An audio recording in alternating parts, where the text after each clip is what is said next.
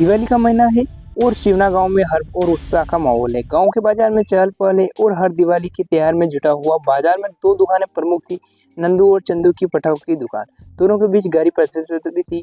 बच्चों की मस्ती में गांव के बच्चे भी दिवाली के रंग में रंगे थे। जुनैद और मोहन और उनके कुछ दोस्त बाजार में पटाखा छुड़ा रहे थे। कोई अनार जलाता है तो कोई निकालना पटाखा, कोई जलेबी जलाने में मग्न है। तो इसी दौरान राधिका पटाखा खरीदने आती है। जैसे ही वो पटाखों की ओर बढ़ती है, चुनू का जलाया रॉकेट अचानक उसके पास से होकर गुजरता है। ये क्या कर रहे हो? जलाकर मारने का इरादा है क्या?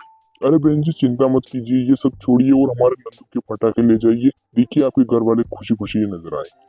राधिका बिना कुछ कहे पटाखा लेकर वहां से निकल जाती है और नंदू अपने दिल में यही सोचता है कि उसके पटाखे सबसे बेहतरीन। नंदू अपनी दुकान को आकर्षित बनाने के लिए ग्राहकों को अपनी ओर खींचने की पूरी कोशिश कर रहा है। इसी बीच चंदू भी अपनी दुकान के लिए जोर जोर से आवाज लगाता है, ले लो चंदू के पटाखे ले लो, दिवाली क्यों रोशन। फिर नंदू मुस्कुराते हुए, चंदू, तुम्हारे पटाखों का कोई मुकाबला नहीं। नंदू के अतरंगी पटाखों को अलग ही मजा है। कोई भी तुम्हारी दुकान पर क्यों आएगा। धीरे धीरे नंदू की दुकान पर भीड़ लगने लगती है। वो अपनी आवाज में खास रंग डालकर ग्राहकों को लुभाने लगता है। उधर चंदू बेचारा निराश होकर देखता रहता है और सोचता है कि अगर ऐसे ही रहा तो उसका घर कैसे चलेगा। चंदू की नई तरकीब। अगले दिन चंदू ने घर घर जाकर पटाखे बेचने का फैसला किया। उसने सोचा कि जब ग्राहक घर पर ही पटाखे खरीद सकेंगे तो उन्हें बाजार आने की जरूरत भी नहीं पड़ेगी। चंदू का यह नया तरीका सफल हो चुका और गांव वाले उसकी इस सेवा से खुश हो चुके थे।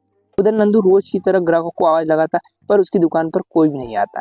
आज क्या होगा, एक भी ग्राहक नहीं आ रहा है। मेरी दुकान पर तो मक्खी भी नहीं आ रही है। तभी शाम जो सब्जी की दुकान लगाता है, अरे नंदू, घर पर ही पटाखे मिल जाए तो लोग बाजार क्यों आएंगे। चंदू तो आज नोट छाप रहा है। नंदू को ये सुनकर बहुत गुस्सा आता है। वह भी ठेला लेकर घर घर घूम के पटाखा बेचने लगता है। और नंदू दुकानदारी में चल रही इस होड़ में एक दिन दोनों गांव के किसान के घर पहुंचे। नंदू वहां पहले पहुंचने की कोशिश करता, पर चंदू भी तुरंत वहां आ जाता। दोनों का सामना देखते ही जमींदार के घर के बच्चे उनके ठेलों की ओर दौड़ लगाते हैं। इस चंदू से मत लेना, मेरे पटाखे अनोखे हैं। चंदू, अरे तुम यहाँ मेरा ग्राहक देखकर आए हो? ये तो मेरा पुराना ग्राहक है। दोनों में बहस शुरू हो जाती। उनकी ऊंची आवाज सुनकर किसान बाहर आता है और पूछता है कि क्या हो रहा है। चंदू हर बार मेरी दुकानदारी में दखल देता है। अब देखिए, घटिया पटाखे लेकर आपके बच्चों को बेचने आया है। पटाखे नायाब और अतरंगी है। इस चंदू ने मेरी दुकानदारी के खिलाफ साजिश की। किसान सोचता है कि इन दोनों में कौन सच बोल रहा है। फिर कहते हैं, देखो दोनों लड़ाई मत करो, दोनों अपने अपने बेहतरीन पटाखे चला कर दिखाओ। जिसका पटाखा मुझे पसंद आया, मैं उसके पूरे ठेले का माल खरीद लूंगा। दोनों पटाखे जलाते ही चंदू का रॉकेट आसमान को चीरता हुआ निकल जाता है, जबकि नंदू 6 साउंड वाला बम एक बार आवाज भर के फुस हो जाता है। किसान हंसते हुए, नंदू, सड़े गले पटाखों को अनोखा बताकर कब तक ग्राहकों को धोखा दोगे।